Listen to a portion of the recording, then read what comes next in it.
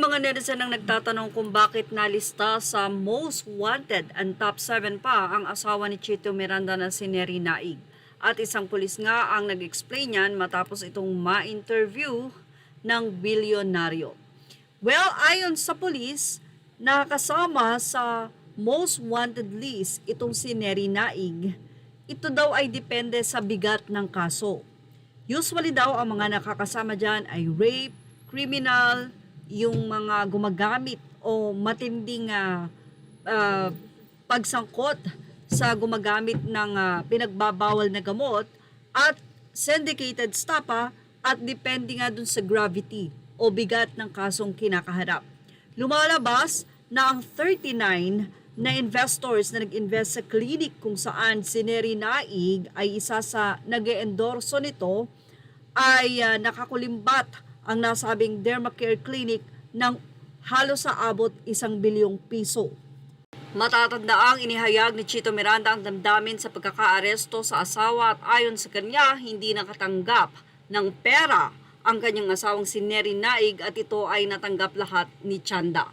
Kaya naman hinihiling ng mga netizen na sana daw lumabas na si Chanda at Yansa upang malinis ang pangalan ni Neri Naig. Ganun pa man, ilang mga netizen ang narito ang napansin. So, ilang mga netizen ang narito ang napansin. Alila, most wanted for the day of the arrest. Lagi na lang nagiging most wanted ang mga nahuhuli kung pinapublish nyo ang most wanted list na yan, edi sana mas kapanipaniwala. Sino man ang isa, grabe ka level ng murder rape, prayers for you Miss Neri and fam, kapit lang. Number of case plus amount ng bail equals most wanted. Eto pa, ang naging say ng mga netizen. Wais na misis dapat talaga mag-ingat sa kakapost na perfect and life, maging humble din pag may time, keep your private life private and your finances private. Yup, to maging humble din minsan, some people are through braggy, laging need may patunayan sa ibang tao. At eto pa nga ang naging pansin pa ng mga netizen. Sa ilang isa, with the recent charges and articles coming out, people wondering how she suddenly can afford buying properties, luxury cars, all of a sudden now should understand. Anyway, tignan natin kung may basehan ba ang mga paratang kay Neri at ang mga iniisip ng mga netizen. Dahil 2022 siya naging part ng Dermacare.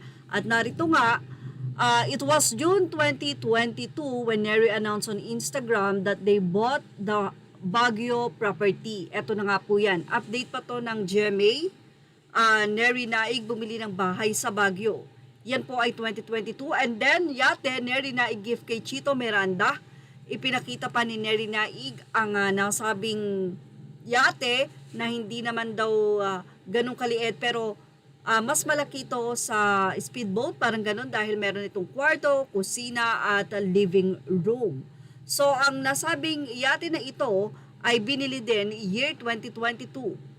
So ang date ng balitang ito ay nakapublish ito February 8, 2022. So medyo matagal na nga ang pagkabili ng yate. Kasalukuyan nga na si Neri ay part pa ng Dermacare kung hindi tayo nagkakamali. At early 2023 ay nakatanggap din ng regalo itong si Chito Miranda mula sa kanyang asawa na si Neri Naig. Nakalagay po dito ay February 11, 2023. Publish ito ng isang artikulo at nakalagay doon, sana all Chito Miranda niregaluhan ng sasakyan ni Neri. And narito nga ang naging post, September 1, 2023, ni Neri Miranda. Hello friends and valued followers, I would like to take this opportunity to inform you all that I am no longer affiliated or associated with Dermacare. It is important for me to make this announcement to ensure transparency and avoid any misunderstandings. I want to emphasize that any transaction or engagement made under my name by Dermacare are unauthorized and have been conducted without my consent. If you come across any instances where my name is being used in connection with Dermacare, I kindly request you to inform me promptly. I appreciate your understanding and ongoing support. Should you have any question or concerns regarding this matter, please do not hesitate to reach out to me directly. Your trust and loyalty mean a lot to me. So dito pa lang hindi na nagkulang si Neri Naig. Kaya naman ang tanong, siya ba ay suspect o siya ay biktima?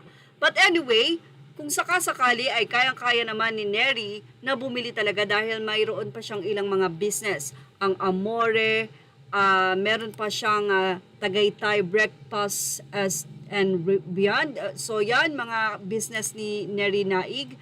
Meron din siyang famous restaurant ni Chito Miranda at Neri sa Tagaytay, ang JT's Tagaytay. And meron din siyang salon. So kung kailan ba ang mga ito ay nauna ba ito sa Dermacare or kung ito ba ay nito lamang, iyon ang hindi natin alam pa ngayon. Pero kung sakasakali, ang makakapaglinaw din yan ay ang may-ari ng Dermacare. The fact na siya ay tumakas, si Neri Naig ang ngayon ay shoulder ng nasabi nga pong mga kasong ito na kinukuha, syempre, or nakiklaim ang mga nag-invest sa kanila ng pera na dapat ay maibalik. Sabi nga doon sa isang comment, kung talagang nakipag-usap about kung magkano ibabalik, pwede yan installment, siguro hindi nagkasundo or ang iba ay hindi nabigyan ng ganong mga deal, kaya sila nagkaso. So sa dami, 39 yung nagkaso, talagang napakahirap at matindi ang kinakaharap ngayon ni Neri, the fact na nakasama nga sa 7 most wanted. So ayon nga sa pulis, depende yan sa laki ng kaso o bigat ng bail na iyong kinakaharap. Well, yan ang ating Showbiz Snap update. Images are all credit to the rightful owners. Thank you for watching Showbiz Snap.